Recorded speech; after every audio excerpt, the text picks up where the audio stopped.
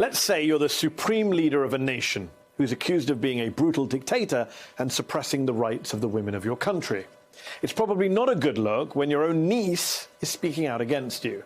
But that's exactly what happened this weekend when Farideh Moradkhane, the niece of Iranian Supreme Leader Ayatollah Ali Khamenei, called for foreign governments to cut all ties with Iran. ای انسان‌های آزاده در کنار ما باشید و ما را یاری کنید تا دولت‌ها دست از حمایت از این رژیم قاتل و کودک کش بردارند.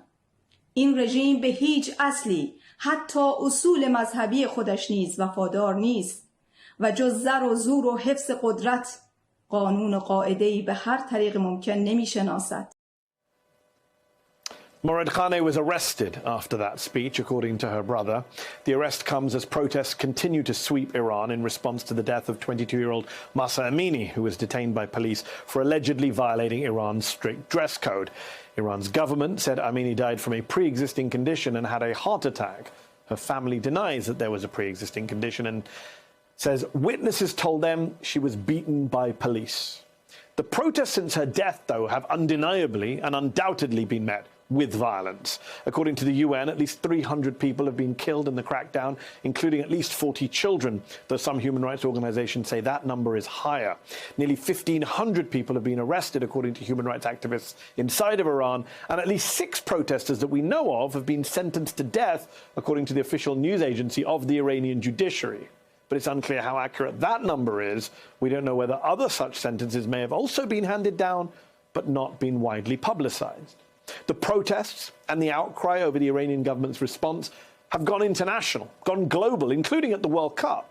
During its opening match against England, the Iranian national team stood largely in silence as their national anthem played. The team's captain also spoke out, saying conditions in Iran are not right and that the team supports and sympathizes with bereaved families, a brave move on his part. This weekend, the US Soccer Federation took its own stance. In a now deleted tweet, the federation altered Iran's flag, removing the emblem of the Islamic Republic and references to Allah, sparking huge backlash online and demands from Iran's state media for the US to be thrown out of the World Cup for this gesture. The national team has since returned to using the flag with the emblem on it. In a statement, the federation said it was a one-time graphic to show support for the women in Iran fighting for basic human rights. Former Secretary of State Hillary Clinton has also spoken out, including on Monday at a New York City art installation in support of Iran's freedom movement. She's been calling for the Islamic Republic to be removed from the UN Commission on the Status of Women. Look, everyone should speak out against what's happening in Iran, the brutality, the violence, the misogyny.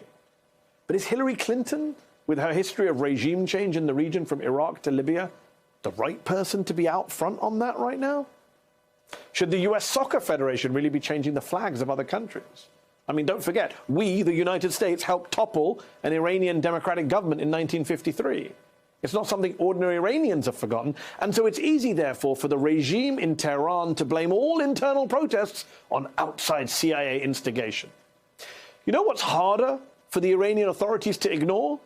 The United Nations, whose top human rights body is now launching an investigation into Iran's crackdown on protesters. An investigation that the Iranian authorities on Monday said they would not cooperate with. And yet, just last month, the Iranian delegation at the UN in New York were complaining that Israel was hindering the work of the UN's Independent Commission of Inquiry on the occupied Palestinian territory. So why are they now doing the same with the UN Human Rights Council? Why are they doing the same thing that they criticize Israel for doing? Why not cooperate with UN human rights investigators? My question to the Iranian government, what do you have to hide? Joining me now, Gisu Nia, international human rights attorney and board chair for the Iran Human Rights Documentation Center. She's also director of the Strategic Litigation Project at the Atlantic Council, and she spoke at the same press conference on Monday that Secretary Clinton spoke at, organized by the women's leadership nonprofit Vital Voices. Thank you, Gisu, for coming on the show. The press conference on Monday was an art installation directly facing the UN. What message are you and other activists hoping to send to the United Nations? Well, I just returned from Geneva and a week of advocacy with different member states on the Human Rights Council to encourage the adoption of the fact-finding mission on Iran, which was passed this past Thursday. But our work with the UN is not done there. The Islamic Republic of Iran sits on the UN Commission on the Status of Women, which is a global body promoting gender equality.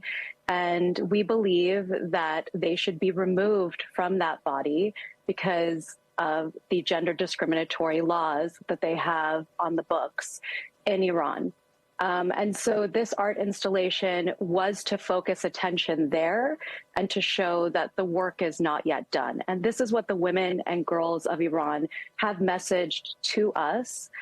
We also have signatories on an open letter calling for their removal from inside Iran, some very brave signatories. And Gisha, in the past, you've worked at The Hague, you've worked on war crimes and crimes against humanity. From what we're seeing and hearing from inside of Iran right now, do you believe the Iranian government is guilty of having committed international crimes, crimes against international law in its crackdown on protesters? Obviously, that will need to be proved in a court of law, and I look forward to one day being able to have alleged perpetrators in those courtrooms to answer to evidence and for us to prove up that case.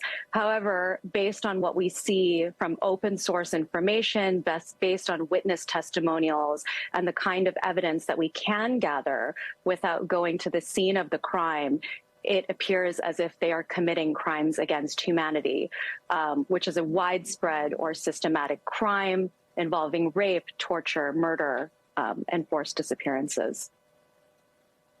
Former Secretary of State Hillary Clinton spoke at your event on Monday, and I have to ask, doesn't her presence at some of these events give the Iranian government, supporters of Iran, an opportunity to say, hey, see, this isn't about women's dress or women's rights. It's about regime change. Clinton voted for Iraq. Clinton pushed for Libya. I assume, though, you think her voice is more of a help than a hindrance. Make the case.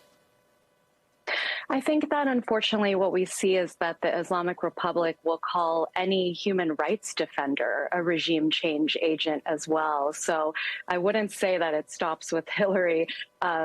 Myself, many other folks that work through multilateral institutions and don't represent any government often have these charges lobbed against us as well. That forms the basis on which they have sentenced different artists to death in Iran. So unfortunately, the Islamic Republic authorities are going to say what they want, but what we want is for global women leaders to come together and echo these demands. And that's a very fair point. And you're right that they will accuse anyone of doing that. I just wonder whether we should not be giving them ammo. I mentioned a moment ago the protests at the World Cup, some of the controversy there. US is going to face Iran on Tuesday, a big game, filled with all sorts of geopolitics, not just sport. In a tweet, the US Soccer Federation removed part of the Iranian flag, the part that said Allah or God, a flag that the Islamic Republic adopted after the revolution in 1979. They then deleted that tweet after an outcry. I wonder whether you think that was a wise move, because on the one hand, the US Soccer Federation is saying we want to support Iranian women. On the other hand, there is this whole, not just the religious element to it, but the historical issue of America and Iran, the coup in Iran, America's actions against Iran in the past. Again, for me, personally, I want to see Iran be held to account by the quote-unquote international community, by the United Nations, by human rights groups, not necessarily by the American football team. The flag is going to be, any future flag is going to be for Iranians to choose. The flag is a major point of controversy right now, and a lot of protesters are not happy with the flag, and it's going to be up to them to choose what their flag is in the future. As for the ways that people can support, I think that the bigger the tribune, the bigger the megaphone, the better for the people inside of the country. But it has to be through the international community. Our messages are not aimed at any particular government to support the people of Iran. They need to be aimed at the global community. And Gisha, you're Iranian American. What are you hearing from friends and family inside of Iran about the protests, about the crackdowns, about what's going on right now? And I hope they're all safe back home.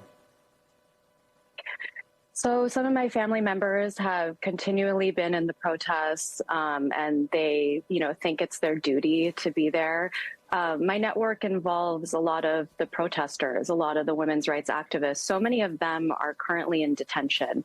So a lot of the people that I was in touch with at the beginning, who I was linking to global media so that their voices could be heard, they're in detention right now. More than 18,000 protesters are at risk of custodial torture, possible sentences of execution. So I'm very much hoping that the people of Iran are able to move the change that they want to see and that they're not facing harm.